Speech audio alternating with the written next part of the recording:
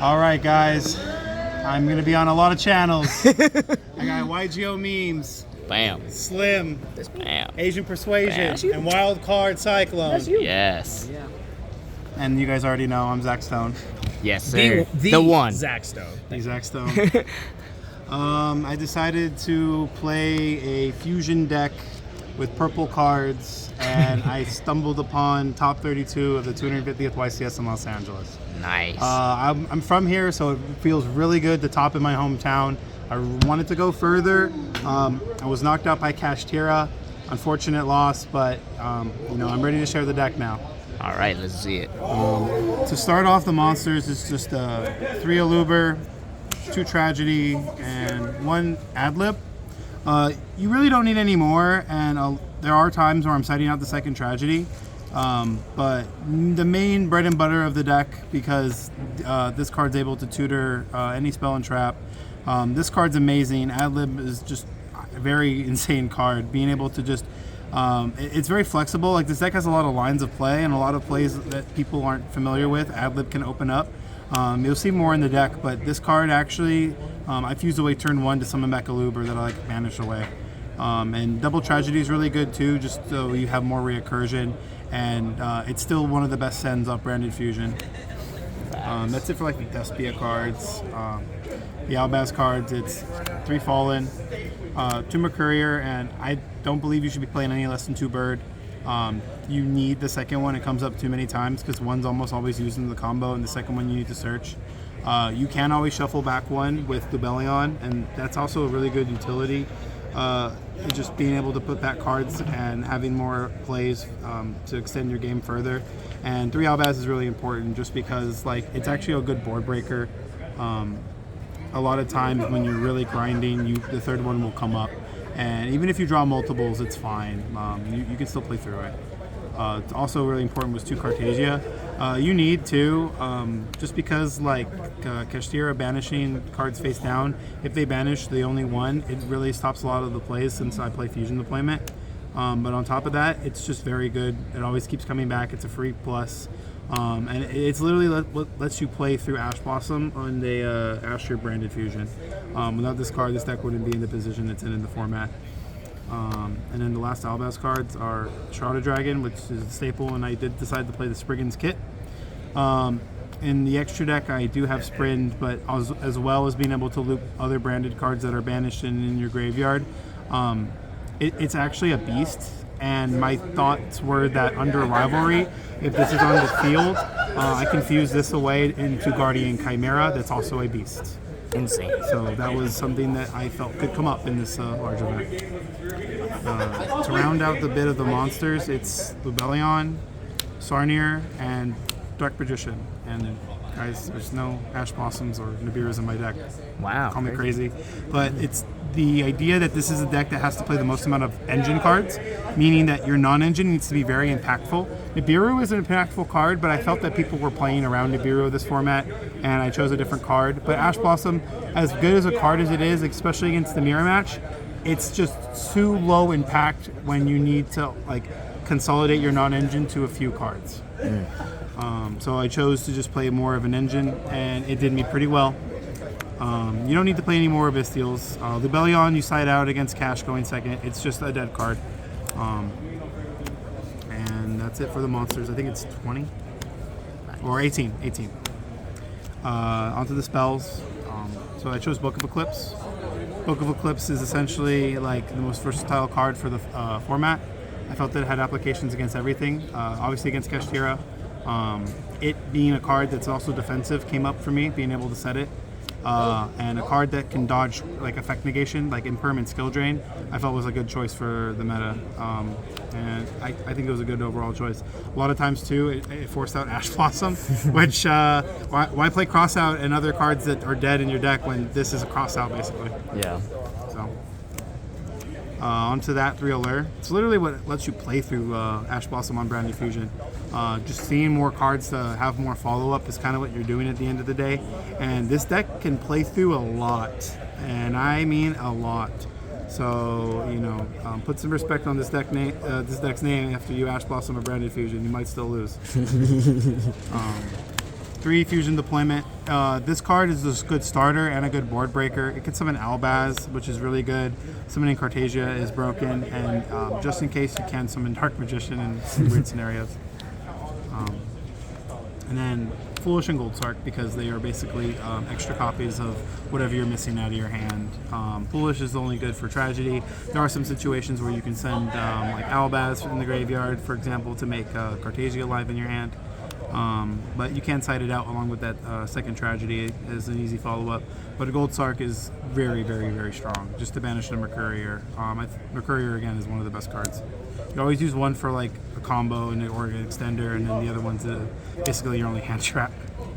And then the branded spells are 3 branded fusion, 3 branded opening.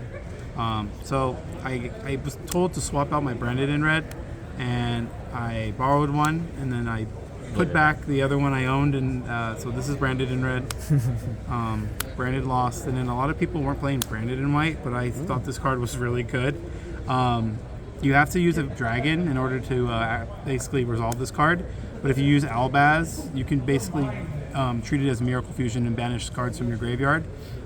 It can summon Dragoon. There was actually a couple times where I had like a hard Bestial and a Dark Magician with this, so I just made Dragoon and then activated Branded Fusion, so like if I had Ash I can negate it, which was kind of cool. But I think this card is really good, and it comes up a lot with the Retribution play, because it's another card you can send to extend further into your plays. And I like this card a lot. You can side it out in certain matchups, and if you feel like it is a brick, then you don't have to play it. That's a good thing about this card. I also main decked the Expulsion, but didn't main deck Gimmet Puppet. It is in the side deck, however, but main decking Expulsion is really good, actually. The ability to play around evenly matched comes up a lot. This is actually one that card alone can beat this deck sometimes.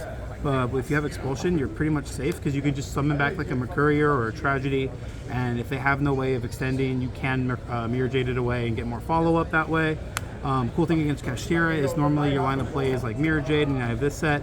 If they special summon any Kashtira, you're always going to shotgun your Mirror Jade, and if they have Birth and activate it, even though it doesn't target, I basically summon back their Kashtira, and I did that a couple times, and it was very, very strong.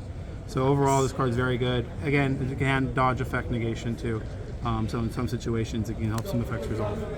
And it's a 40 card deck. Nice. Nice and full. I'm going to the extra deck first. It's very standard, honestly. It's just 2 Lebellions, 2 Mirror Jades, 2 Albions, Brindworm, Bergrand, and they did play the Sprint.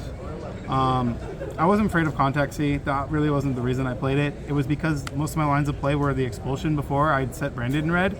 So if I had an Albaz banished, most of the time Expulsion was going to summon back Albaz and fuse with their special summon monster that turn. It was the more like safest card, because this requires a level 8, this requires like a Beast Warrior, and then lights and darks and an extra deck one. So this one can be a little bit more specific, especially against like Link monsters. So I felt like it was just safer to play this with the Springens kit. Being able to summon it in the end phase if you sent it off Mirror Jade was a good play too. The Grand Goyle, I only played one. No one was banishing this off Diabolos, and take that information for what you want. A lot of people chose this, and I'm down. Go ahead. So, Misplays. I didn't play Proskinian, I played Portis. Came up more than Proskinian, especially because it applies a lot of pressure and it can just go for game. I was playing the Albalentus before, so there was situations where you can make all their monsters 0 and just kind of kill them because of it. But I had to cut it just for other space issues. 2 Dragoon, just because you can't let one get banished off Kashtira. And then I did play the Predaplant still. I didn't play Masquerade, and last card was Guardian Chimera, of course.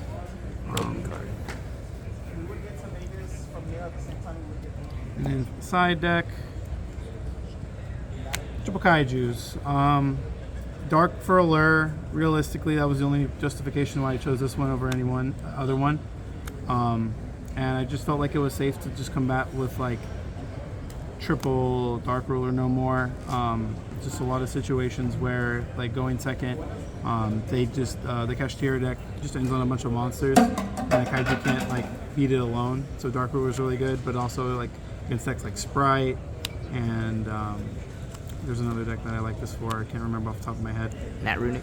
Yes, Interior Runic is this card's really good against Interior Runic. These cards are both really good against Interior Runic. So these are just like my going second cards, along with Book of Eclipse. I just felt like I had enough going second cards post side. I did side the Gimmick Puppet, Jinzo as well as another target, and I tried this out. This is really only something I did off theory. I have never tested this before I played this event. I just had an extra space and I felt like it was just better of a choice. But realistically, you just have it for the Runic decks. The idea is you summon it on your field and they have a hard time playing through this. Yeah. But I didn't feel like it was like, the killer. I still feel like this is like obviously good, Way but in a worse. perfect world, you summon back this and this, right? Yeah. Invader of Darkness. Hasn't been in nobody's top Invasion cut of list Chaos for a long OG. time. You'd probably hate playing this back in the day, It's pretty bad because it's double tribute. right? So Harpies. So this and Jinzo were literally my only forms of back row interruption / removal. This deck can't afford to really play spot removal, 1-for-1 cards. You're really you're not trying to play in a simplified game state. You're trying to blow them out. Call by the Grave just to force cards to resolve. I chose to side it because in theory, if you go second against Cash and they make a Rise Heart, any hand trap they have will just be banished anyway. So I just wanted to side deck this for when I know I'm going first. And to round off the rest of it, it's I sided the Garura. Realistically, you don't need a second Dragoon unless you're playing against Cash, so it was always taken out for that because it comes up even in the Grand Goyle combo and Branded in White because you can just banish that in Albaz to summon either a Mirror Jade or a Brune Worm. So Super Poly did come up a lot. It was really good against Labyrinth, really good. And play against the mirror match. It's good in the mirror match in theory. It's good against Sprite, and I sided it in against other matchups I didn't know necessarily what was better against. So I played against a Scareclaw, and I tried this out, and it worked out because I fused away the Tri-Heart against Nat Runic. I tried this out, and I fused away the Baron with Albaz, and then I did this just because I feel like you have to. It's a searchable Super Poly, literally. And with that being said, guys, I got some shout outs. Here comes the jobber stuff, baby. I Let's see got it. it on my phone. I had to make sure. So first and foremost, I'm going to shout out Team JRB. Yes, sir. Hi, Jesse. The team is a good community, and a lot of people that I reach out to. They do give me some advice and help me out. Shout out to the Yugioh memes crew. They are always posting funny memes on Facebook. Go ahead and follow us. We got 100K followers. Shout out to the Vegas Discord, and they really be your own Discord. Shout outs to Ageless Cards and Pele Cards and Games. Those stores are in the South Bay area, so if you're local to LA, go check them out. And to all my friends and loved ones, especially you guys, shout out to the content creators, because without you guys, how would people know about this game? Hell yeah. We appreciate you, Zach. Congrats on the top cut, and thanks for the deck profile, bro. Thank you.